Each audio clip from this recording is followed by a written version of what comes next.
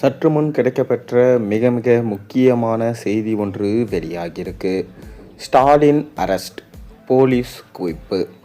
தொடர்ந்து இந்த 15 நாட்களாக திமுக தலைவர் ஸ்டாலின் அவர்களுக்கு ஏற்பட்ட தலைவதிதான் தற்போது பெரும் விஷயமாக மாறியுள்ளது.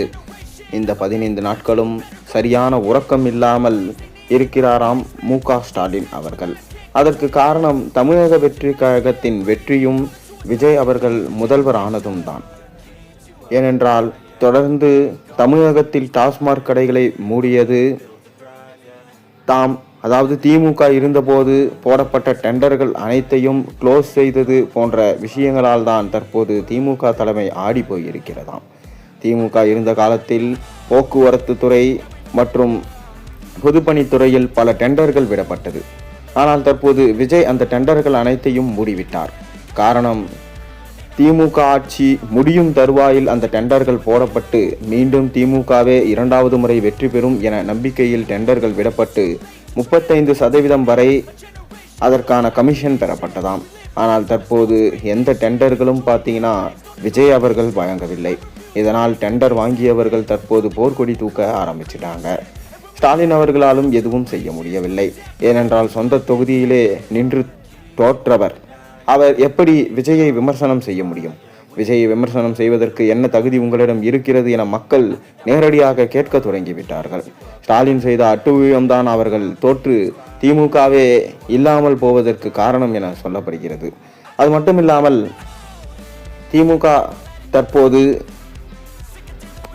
திமுக ஐடி விங்கை பயன்படுத்தி தாவேக ஆட்சியை குறை கூற ஆரம்பிச்சிட்டாங்க. தொடர்ந்து தாவேக ஆட்சியில் எங்கு பார்த்தாலும் மின்சாரமே வழங்குவதில்லை என குற்றச்சாட்டுகளை வைக்கிறார்கள். ஆனால் இதற்கு காரணமும் திமுகவில் போடப்பட்ட டெண்டர்கள் தான். அதாவது செந்தில் பாலாஜி மின்சாரத்துறை அமைச்சராக இருந்தபோது பல்வேறு கான்ட்ராக்டுகள் மற்றும் டெண்டர்களை விட்டுள்ளார். தற்போது அதை மொத்தமாக சரி செய்யும் வேலையில் விஜய் இறங்கியுள்ளதால் அப்பப்போ பவர் கட் ஏற்படுகிறது. கூடிய விரைவில் அதற்கான டெண்டர்களை வழங்கி கண்டிப்பாக மின்சாரம் சரி செய்யப்படும் என விஜய் உறுதியளித்திருக்கிறார்.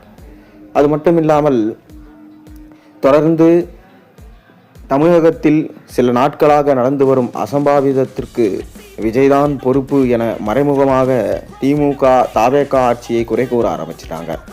ஆனால் திமுக ஆட்சியில் நாங்கள் குற்றவாளிகளை பிடித்து விடுவோம் என கதை விடாமல் தாவேக ஆட்சியில் தொடர்ந்து 2 நாட்களில் குற்றவாளிகளை பிடித்து அவர்களுக்கான உரிய தண்டனை வழங்கப்படும் என விஜய் கூறியது அனைத்து தமிழக மக்களுக்கும் நெகிழ்ச்சியை ஏற்படுத்தியுள்ளது. தொடர்ந்து தவறு செய்தால் தண்டனை கிடைக்கும் என்கின்ற விஷயம் தற்போது உறுதி செய்யப்பட்டிருக்கிறது. அது மட்டுமில்லாமல் திமுக எப்படியாவது தாவேக ஆட்சியை கலைத்துவிட வேண்டும் என தொடர்ந்து விசிக, IUML 2 கம்யூனிஸ்ட் கட்சிகளை தாவேக கூட்டணிக்குள் நுழைத்தது. ஆனால் அவர்களுக்கு அமைச்சர் பதவி கொடுத்து விஜய் தன்னுடைய ஆட்சியை தக்க வைத்துக் கொண்டுள்ளார்.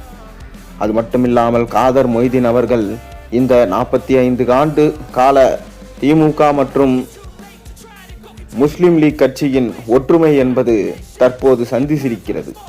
மேலும் திமுக ஆட்சி காலத்தில் எதுவுமே சரியில்லை. நாங்கள் கண்டிப்பாக தாவேக ஆட்சி அரசுக்கு ஆதரவாக இருப்போம். புதிதாக வந்திருக்கிற விஜய்க்கு நாம் ஆதரவு தெரிவிக்காமல் வேறு யார் தெரிவிப்பது என கடுமையாக திமுகவை விமர்சனம் செய்திருந்தார். இது தொடர்ந்து திமுக தலைவர் ஸ்டாலின் அவர்களுக்கு தலைவலியாக மாறியுள்ளது. மேலும் திமுகவில் 13 ஊழல் கரை படிந்த அமைச்சர்கள் கண்டிப்பாக இந்த 5 ஆண்டுக்குள் கைது செய்யப்படுவார்கள். முதல் கட்டமாக 5 மாஜி அமைச்சர்கள் கைது செய்யப்பட அதிக வாய்ப்பு இருப்பதாக சொல்லப்படுகிறது. மேலும் இந்த 5 வருடங்களில் தாவேக ஆட்சியில் ஸ்டாலின் அரெஸ்ட் செய்வதை யாராலும் தடுக்க முடியாது. ஏனென்றால் அமைச்சர்கள் ஊழல் செய்ததை கண்டுக்காம பணம் வாங்கி கொண்டு விட்டது ஸ்டாலின் தான். 5 ஆண்டுகளில் பல லட்சம் கோடி ஊழல் செய்து தமிழ்நாட்டுக்கு கடனை ஏற்படுத்தியதும் ஸ்டாலின் தான். தொடர்ந்து ஸ்டாலின் அவர்கள் இதற்கு பதில் கூறியே ஆக வேண்டும். விஜய் அவர்களும் வெள்ளை அறிக்கையை தயார் செய்து கொண்டே இருக்கிறார். வெள்ளை அறிக்கையின் இறுதி கட்டத்தை தற்போது எட்டியிருக்கிறார். இதனால் கூடிய விரைவில் வெள்ளை அறிக்கையை சப்மிட் செய்துவிட்டால் எந்தெந்த அமைச்சர்கள் எந்தெந்த துறையில் எவ்வளவு ஊழல் செய்துள்ளார்கள் என்ற பட்டியல் வெளியாகிவிடும். இதனால் திமுகவுக்கு பெரும் தலைவலிதான் ஏற்படும். எப்படி ஸ்டாலின் அவர்கள் பொம்மை முதலமைச்சராக இருந்தாரோ அதே போலதான் உதயநிதி ஸ்டாலினும் தற்போது எதிர்க்கட்சி அந்தஸ்தில் பொம்மையாக தான் இருக்கிறார். நாம் முன்பே கூறியது போல எதிர்க்கட்சி அந்தஸ்தை கூட திமுக இழக்கும் என சொன்னோம். ஆனால் எப்படியோ அவர்கள் எதிர்க்கட்சி அந்தஸ்தை பெற்றுவிட்டார்கள். ஆனால் உதயநிதி ஸ்டாலினால் சிறப்பாக செயல்பட முடியவில்லை. ஸ்டாலின் அவர்களோ உதயநிதி ஸ்டாலினை எதிர்க்கட்சி தலைவராக போட்டது தவறு என தற்போது உணர ஆரம்பிச்சிட்டார். ஏனென்றால் ஸ்டாலின் கொளத்தூர் சொந்த தொகுதியை தோற்றதால் அவரால் எதிர்க்கட்சி தலைவர் அந்தஸ்து பெற முடியவில்லை. சட்டசபைக்குள் அவரால் செல்ல முடியவில்லை. நடைபெற இருக்கும் உள்ளாட்சி தேர்தலிலாவது ஸ்டாலின் அவர்கள் வெற்றி பெறுவாரா என்பதை நாம் பொறுத்து இருந்து பார்ப்போம். அது மட்டுமில்லாமல் தற்போது திமுகவின் தலைமைக்குள்ளவே பார்த்தீங்கன்னா பெரும் பிரச்சனை ஒன்று போய்கொண்டிருக்கான். திமுக வரலாற்றில் செயல் தலைவர் என்ற பதவி புதிதான ஒன்று இல்லையா.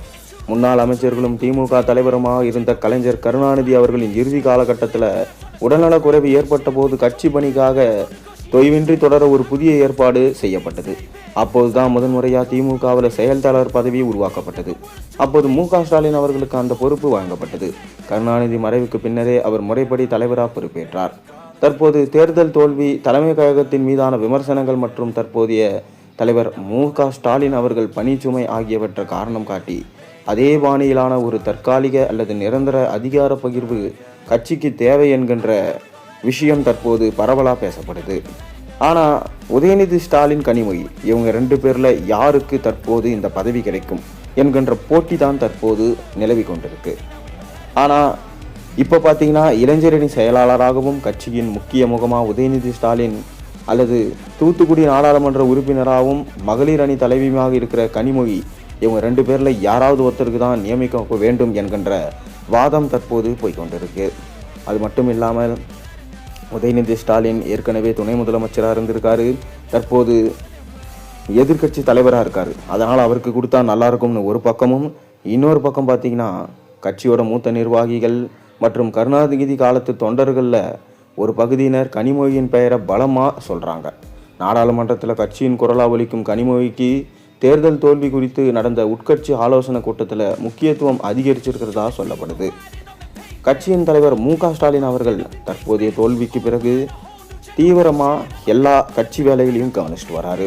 ஒரே குடும்பத்தை சேர்ந்த 2 முக்கிய முகங்களுக்கு இடையே இந்த அதிகார போட்டி தீவிரமடைஞ்சதுனால அது கட்சிக்குள்ள புதிய பிளவை ஏற்படுத்தும் என்ற கவலையும் ஏற்பட்டிருக்கான். கட்சியை மீண்டும் வலுப்படுத்த செயல் தலைவர் பதவி கொண்டு வரப்போ அல்லது தற்போதைய பொதுச் செயலாளர் துரைமுருகன் மற்றும் முதன்மை செயலாளர் உள்ளிட்ட மூத்த நிர்வாகிகள் உள்ள பதவிகளை மாற்றி புதிய வியூகங்களை வகுக்கப்படுமா என்பது நம்ம வரும் நாட்களில் தான் தெரிஞ்சுக்கும். 2026 தேர்தல் தோல்வி திமுகவுக்கு ஒரு பெரிய தலைமுறை மாற்றத்திற்காக மற்றும் அதிகார பகிர்விற்கான விவாதத்தை வெளிப்படையாகவே திறந்து விட்டிருக்கு என சொல்லப்படுது. ஆனால் விஜய் அவர்களால் திமுக அழிந்தது மட்டும் உண்மை.